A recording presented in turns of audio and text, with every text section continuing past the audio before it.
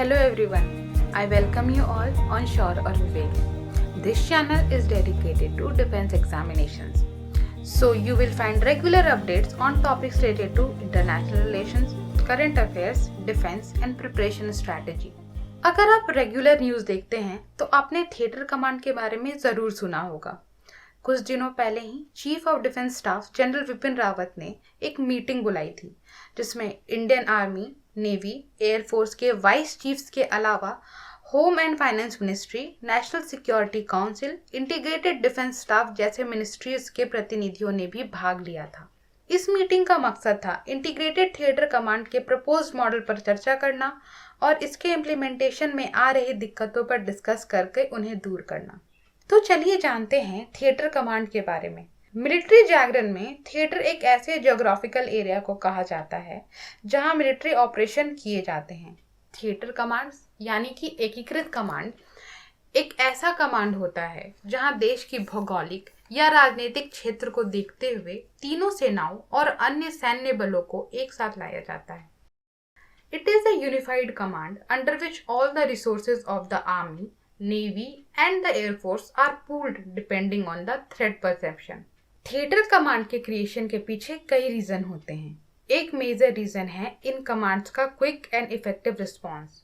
The commander has the resources and personnel from all three services, so he is capable of taking quick decisions which will be destructive for the threat. एक command की पूरी जिम्मेदारी होने के कारण commander का permissions और logistic support के पेपर वर्क में जाने वाला कीमती समय बचता है। एक थिएटर कमांड कंबाइंड अटैक और डिफेंस करने में सक्षम होता है। थिएटर कमांड के क्रिएशन के पीछे दूसरा बड़ा रीजन होता है तीनों सर्विसेज के बीच एकजुटता बढ़ाना और एक दूसरे के काम करने के तरीकों को सीखना और आपस में म्यूचुअल अंडरस्टैंडिंग डेवलप करना। यह आपसी समझ और एक दूसरे के काम की जानकारी किसी भी सिक्योरिटी थ्रेट को मैनेज करने में एक स्ट्रेंथ के रूप में काम आती है। जनरल विपिन रावत ने चीफ डिफेंस स्टाफ की पोस्ट संभालते ही इंडिया में थिएटर कमांड्स बनाने की बात रखी थी और इसके प्रोसेस को स्टार्ट किया।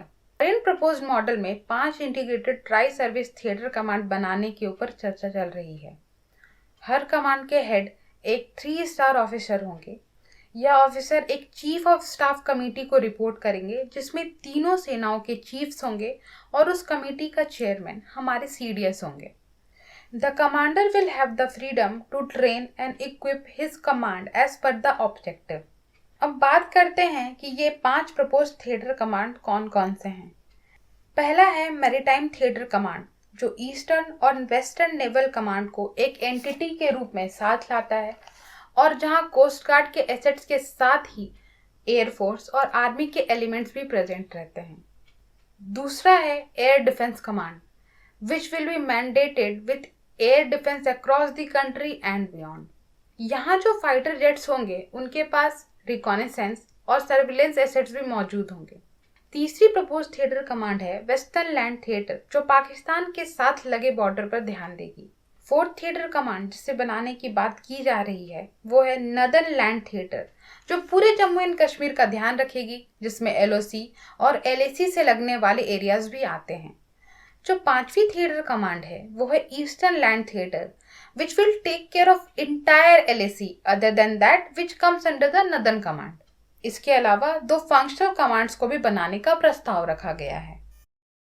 ये होंगी लॉजिस्टिक कमांड जिसके पास सारे सर्विसेज के लॉजिस्टिक्स होंगे और ट्रेनिंग एंड डॉक्ट्रिन कमांड ताकि तीनों सर्विसेज एक कॉमन डॉक्ट्रिन के अनुसार काम करें और सबको एक बेसिक कॉमन ट्रेनिंग मिले।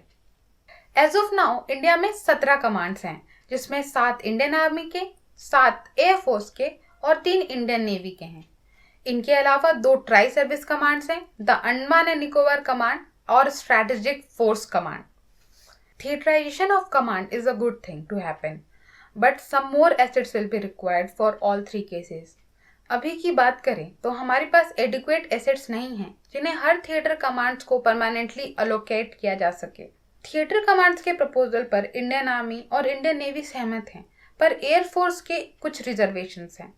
इंडियन एयरफोर्स के एसेट्स का ऑपरेशनल कंट्रोल एयरफोर्स चीफ के पास होता है जिसे एयरफोर्स खोना नहीं चाहती। एयरफोर्स को यह भी चिंता है कि इसके सारे रिसोर्सेज अलग अलग थिएटर कमांड्स में बंट जाएंगे। But our hallmark is not the allocation of the resources, but utilization of them in a flexible manner. There have to be some double banking or some redeployment of our assets according to the threat perception. अगर हम future Wars की बात करें तो यह काफी short और काफी इंटेंस होंगी. हमें इसके लिए तैयार रहना होगा. फ्यूचर वॉर्स अनकन्वेंशनल मेथड से लड़ी जाएंगी. For example cyber warfare. We need to equip and update ourselves according to the approach of our adversaries.